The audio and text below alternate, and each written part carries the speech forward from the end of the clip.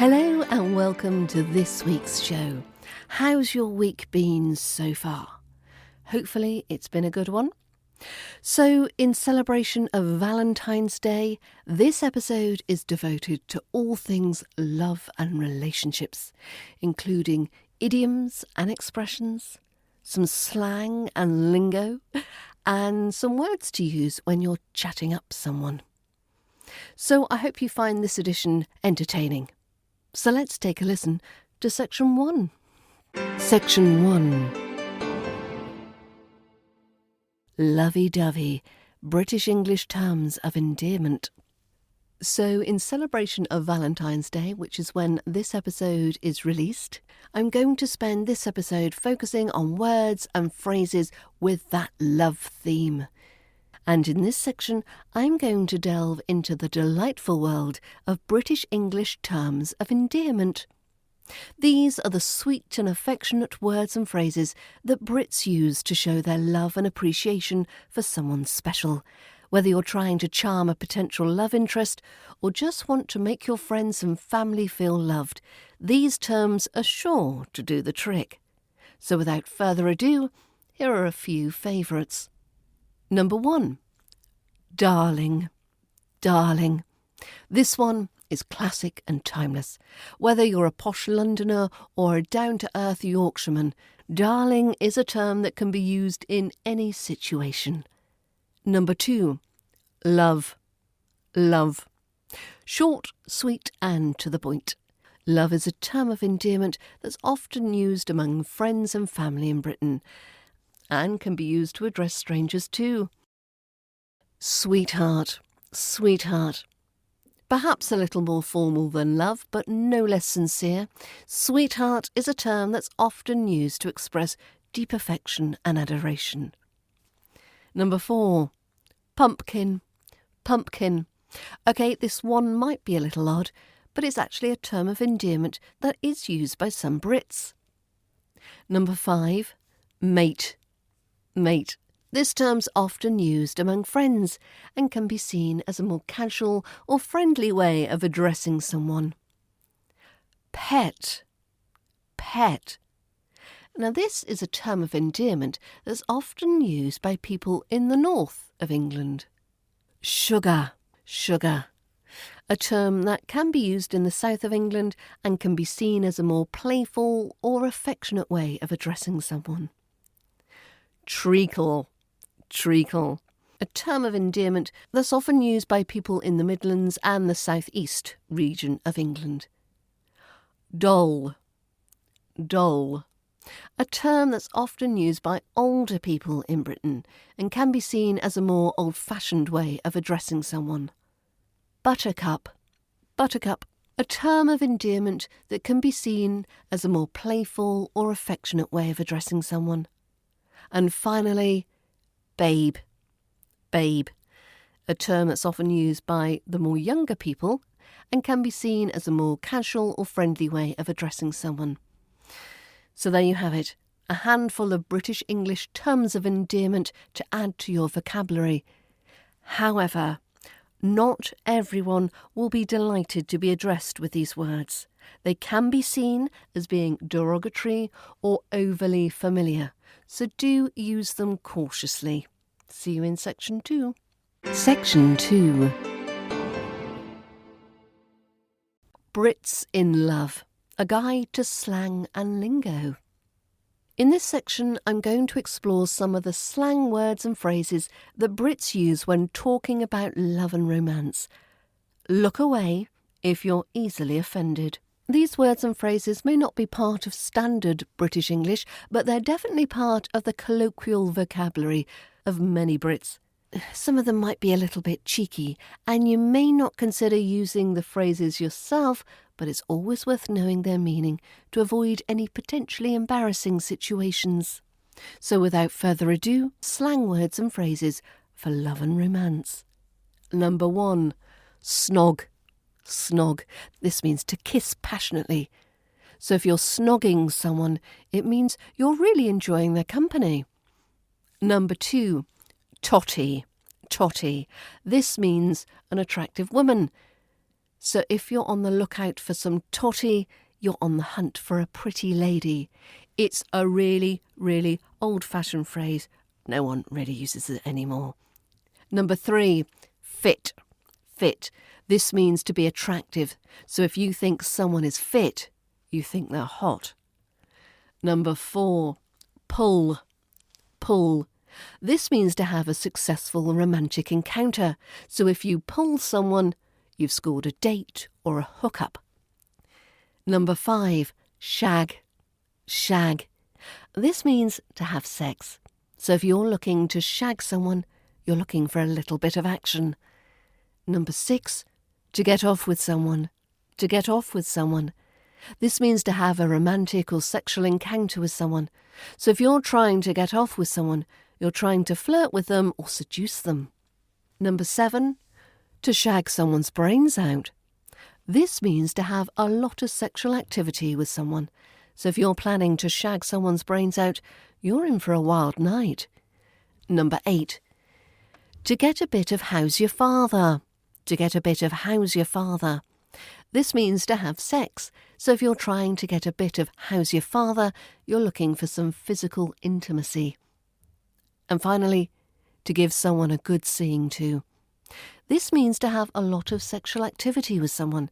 So if you're planning to give someone a good seeing to, you're in for a very passionate evening.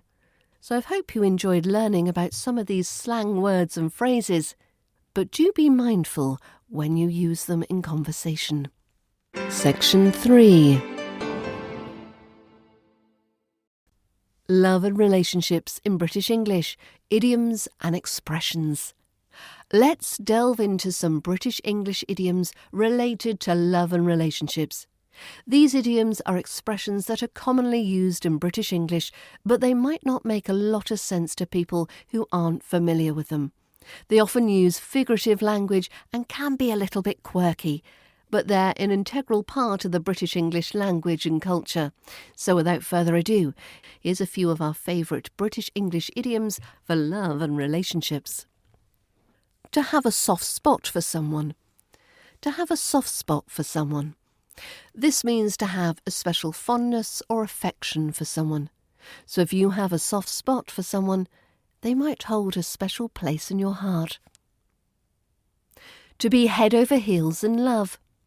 To be head over heels in love. This means to be completely and utterly in love. So if you're head over heels in love, you might be walking on air or seeing hearts and stars everywhere you go. To be smitten. To be smitten. This means to be infatuated or besotted with someone. So if you're smitten with someone, you might be feeling a little bit giddy or foolish around them. To be an old flame. Old flame. This means to be an ex-lover.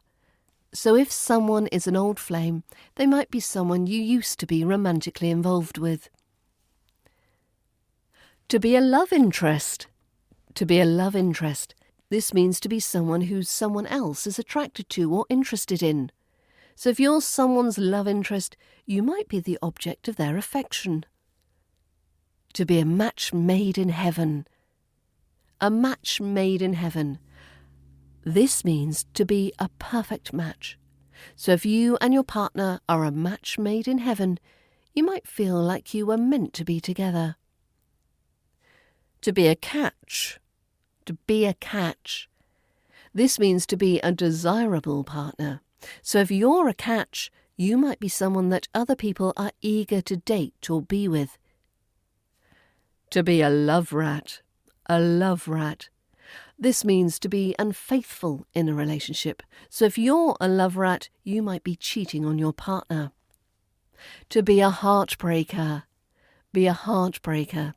This means to be someone who breaks a lot of hearts. So if you're a heartbreaker, you might be someone who has a lot of admirers but doesn't commit to any of them. Carry a torch for. Carry a torch for. If you say that someone is carrying a torch for someone else, you mean that they secretly admire or love them. Better half. Better half.